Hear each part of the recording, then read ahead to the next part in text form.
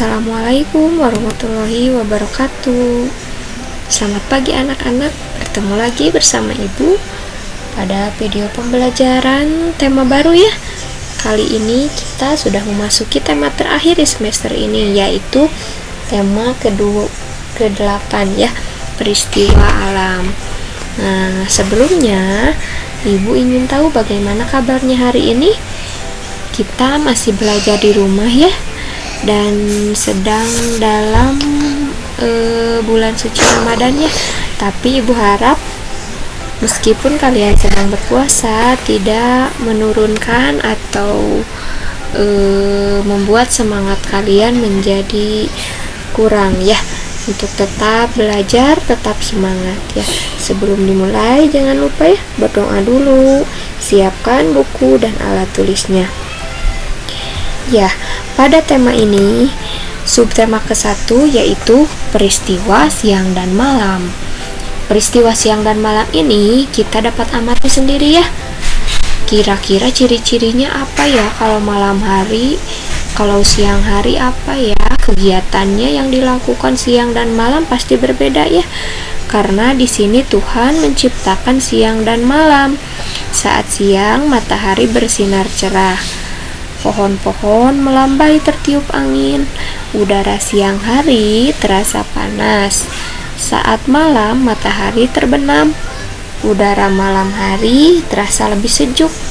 Nah, itu salah satu contoh ciri-cirinya. Katanya kalau siang hari udara terasa panas, sedangkan kalau malam hari udara terasa lebih sejuk. Itu salah satu cirinya ya, perbedaannya antara siang dan malam. Pada pembelajaran ke-1, katanya di sini ada bacaan, ayo mengamati. Hari ini hari Sabtu. Udin ingin mengunjungi nenek. Udin mengajak Edo dan Beni. Rumah nenek berada di pinggir kota. Suasana di sana sangat nyaman. Mereka akan menginap semalam di sana, menikmati udara sejuk pegunungan, bermain di pinggir sawah, menikmati hangatnya sinar mentari, memandang langit yang bertaburan bintang. Sungguh senang menginap di rumah nenek. Ini ya gambarnya, sangat nyaman sekali, sangat asri sekali ya pemandangan di rumah nenek ya. Nah, di sini ayo kita bernyanyi. Ada lagu di sini judulnya Matahari Terbenam ciptaan NN. Mungkin ada yang sudah tahu ya, kita nyanyikan. Nanti kalau sudah hafal, kamu boleh akan dinilai oleh ibu guru ya nyanyian ini. Judulnya Matahari Terbenam. Kita nyanyikan sama-sama yuk. Matahari terbenam, hari mulai malam, terdengar burung hantu, suaranya merdu, kuku, kuku, kuku, kuku, kuku, kuku, kuku, kuku, kuku, kuku. Nah, itu ya kurang lebih lagunya seperti itu. Jadi katanya kalau matahari terbenam itu tandanya hari mulai malam ya. Biasanya terdengar suara burung hantu. Nah, di sini ada pohon. Kamu bisa memasangkan kata atau bintang yang ada di sini terhadap pohon yang ada di pinggirnya. Jadi kamu tuliskan, pilih bintang yang merupakan peristiwa malam hari ya. Nanti ditempel, digunting dulu bintangnya, lalu ditempel di pohonnya ya. Nah, selanjutnya ini membuat kalimat. Ada matahari terbenam, contoh kalimatnya matahari terbenam ya. Sebetulnya kalau menulis kalimat jangan lupa ya, di awal kalimat menggunakan huruf besar atau huruf kapital, dan di akhir kalimat harus menggunakan tanda titik ya. Ini selanjutnya kamu bisa buat kalimatnya. Nah, setelah beristirahat dengan nyenyak, Udin, Beni, dan Edo bangun pagi-pagi sekali. Mereka akan menemani nenek ke sawah. Sawah nenek ditanami pohon padi. Pohon padi akan menghasilkan beras. Tahukah kalian, beras adalah makanan pokok kita ya? Padi melambangkan kemakmuran bagi semua. Padi dan kapas merupakan lambang sila kelima Pancasila. Sila kelima bunyinya keadilan sosial bagi seluruh rakyat Indonesia.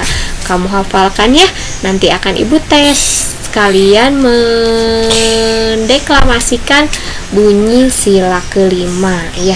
Setelah sila ke-1 sudah, kedua, ketiga, keempat, dan sekarang sila yang terakhir, sila kelima ya. Nah, di sini lambangnya sila pertama katanya bintang, kedua apa ya, ketiga dan keempat katanya kepala banteng. Kalau kelima sudah pasti ya, barusan disebutkan. Sila kelima lambangnya yaitu padi dan kapas, melambangkan kemakmuran dan keadilan ya. Nah, selain lagu yang tadi, di sini ada satu lagu lagi. Jadi kamu nanti boleh memilih mau lagu yang tadi, Matahari Terbenam, atau ini pemandangan ciptaan Ate Mahmud. Memandang alam dari atas bukit, sejauh pandangku lepaskan. Sungai tampak berliku, sawah luas terbentang, bagai permadani di kaki langit. Gunung menjulang, berpayung awan, oh indah pemandangan. Nah, itu lagu yang kedua ya, judulnya Pemandangan. Itulah pembelajaran ke-1. Selanjutnya, ibu seperti biasa ya membahas pembelajaran ke-1, kedua, dan ketiga. Nah, pada pembelajaran kedua di sini ada bacaan. Ayo kita mencoba. Hari ini matahari bersinar cerah. Ayah mengajak Dayu tamasya ke pantai. Dayu senang sekali. Angin bertiup sepoi-sepoi di pantai. Banyak pohon kelapa. Burung-burung terbang di sekitar pantai. Dayu mengajak ayah bermain di pinggir pantai ya. Kalian juga mungkin pernah ke pantai ya. Jadi di sana kita bisa bermain pasir, bisa berenang, bisa juga melakukan aktivitas-aktivitas lainnya ya, seperti Dayu dan ayahnya. Nah, kamu boleh mencocokkan gambar dengan namanya. Di situ ada sendok pasir, ada pelampung, ada kelapa. Nah, itu ya biasanya kita temui di pantai, suasana di pantai ya. Nah, indahnya suasana pantai. Dayu berjalan di sepanjang pantai. Sinar mentari terasa hangat. Deru air laut terdengar merdu. Dayu memandang ombak dan buih. Riak ombak membasahi ujung kaki Dayu. Sepoi angin meniup rambut Dayu. Burung-burung terbang mengitari pantai. Sungguh indah pemandangan di pantai ya. Memang indah sekali ya. Pemandangan di pantai itu merupakan anugerah dari Yang Maha Kuasa yang harus kita syukuri dan harus kita jaga. Kata-kata yang ada di dalam kotak ini berhubungan dengan pantai atau liburan ya. Ada angin, berenang, tamasya, pasir, ada juga ombak, ada juga matahari. Ya, itu contohnya. Kamu boleh membuat kalimat dari gambar-gambar yang ada di samping ini ya. Nah, terakhir di pembelajaran kedua, kamu bisa menyalin huruf tegak bersambung pada bacaan yang tadi ya, indahnya suasana pantai. Kamu boleh tulis menggunakan huruf tegak bersambung ya. Sudah pada hebat-hebat menulisnya, sudah rapih-rapih ya. Jadi nanti kita coba menulis bacaan itu ya dengan huruf tegak bersambung. Selanjutnya pembelajaran ketiga. Pulang sekolah, hari masih siang. Udara siang hari terasa panas. Angin bertiup sepoi-sepoi. Angin membuat udara terasa lebih sejuk. Siti mengajak teman-teman bermain sepeda. Siti sudah bisa naik sepeda. Ayah telah mengajarkan Siti naik sepeda. Nah, ada beberapa permainan yang bisa kita lakukan di dalam rumah. Ada juga permainan yang bisa kita lakukan di luar rumah. Namun, jika di luar rumah sedang hujan, kamu bisa bermain di rumah ya, seperti gambar yang dilakukan di sini ya. Edo dan Benny bermain di dalam rumah karena di luar sedang hujan. Sedangkan contoh permainan di luar rumah itu ketika cuaca cerah ya, sehingga tidak membahayakan kepada diri kita. Nah, sekarang kita isi sama-sama yuk. Diskusikanlah permainan yang dapat dilakukan pada saat siang hari. Beri tanda untuk permainan yang dilakukan di luar rumah dan yang di luar rumah beri tanda bintang, yang di dalam rumah beri tanda lingkaran ya. Ini gambarnya. Nah, yang ini di luar, ini juga sama.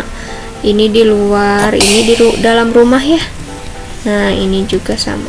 Kamu bisa isi ya di bukumu.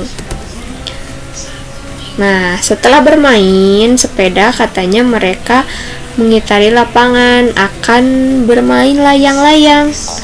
Nah, layang-layangnya ini punya Udin dan punya Benny. Nah, tugasmu sekarang membandingkan panjang tali layangan Udin dan panjang tali layangan Benny. Nah, di sini kita akan mengukurnya dengan menggunakan ukuran yang tidak baku, yaitu contohnya jengkal ya. Di sini katanya panjang layangan Udin 30 jengkal Udin. Panjang tali layangan Benny 20 jengkal Udin. Tali layang-layang Udin lebih panjang daripada tali layang-layang Benny. Ya, ini contoh pengukuran menggunakan satuan tidak baku ya. Kita pernah ya menulis atau membahas materi ini pada tema sebelumnya. Ada jengkal, ada depa, apalagi ya, masih banyak yang 5 macam ya kalau tidak salah ya. Nah, jengkal dan depa disebut sebagai satuan panjang tidak baku. Contoh satuan panjang tidak baku lainnya ada pensil, pulpen, ada lidi, langkah kaki, korek api, dan lain-lain ya. Ini di sini ada contoh latihannya. Berapa panjang ikat pinggangmu? Nah, ini tinggal hitung itu jengkalnya ada berapa ya. Nah, ini juga sama. Berapa panjang tongkat pramuka jika diukur dengan pulpen? Yang kedua, jika diukur dengan jengkal. Itu ada latihannya ya, bisa dikerjakan sendiri. Nah, kalian sekarang sudah bisa menghitung panjang benda, menghitung dengan menggunakan alat ukur tidak baku. Berlatihlah untuk mengukur benda lainnya di rumah ya. Contohnya di sini ada ikat pinggang 10 jengkal. Kamu bisa ukur 4 benda saja yang ada di rumahmu dengan menggunakan satuan tidak baku jengkal. Misalnya ada buku berapa jengkal, lalu ada misalkan meja berapa jengkal ya. Nah, selanjutnya mengukur harus dilakukan dengan benar. Menuliskan hasil ukuran harus dilakukan dengan benar. Dalam bersikap sehari-hari pun kita harus benar. Bersikap adil kepada teman-teman, selalu berbuat baik kepada sesama. Sikap ini sesuai dengan sila kelima Pancasila, yaitu keadilan sosial bagi seluruh rakyat Indonesia ya.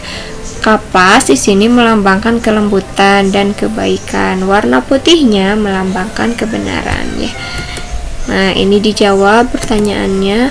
Lalu di sini ada lambangnya. Kamu bisa gunting lalu ditempel di tempat yang sudah disediakan. Nah, contoh sikap yang sesuai dengan sila kelima Pancasila yaitu kamu bisa amati atau kamu bisa ingat-ingat lagi peristiwa apa yang menunjukkan sila tersebut, sila kelima ya, yang dilakukan terhadap ayah, misalkan terhadap ibu, terhadap saudara atau teman. Contohnya, sikapnya mungkin kita bisa tidak membeda-bedakan ya antara laki-laki dan perempuan, lalu bisa saling menghargai, lalu tidak apalagi ayo coba. Jadi kita bisa menghormati pendapat dari ayah, ibu atau saudara kita, tidak memaksakan kehendak atau keinginan kita ya. Itu contoh sikap adil dalam lingkungan keluarga ya. Setelah itu kamu boleh menceritakannya nanti di depan kelas ya. Mungkin itu saja video yang dapat ibu sampaikan pada pembelajaran kali ini.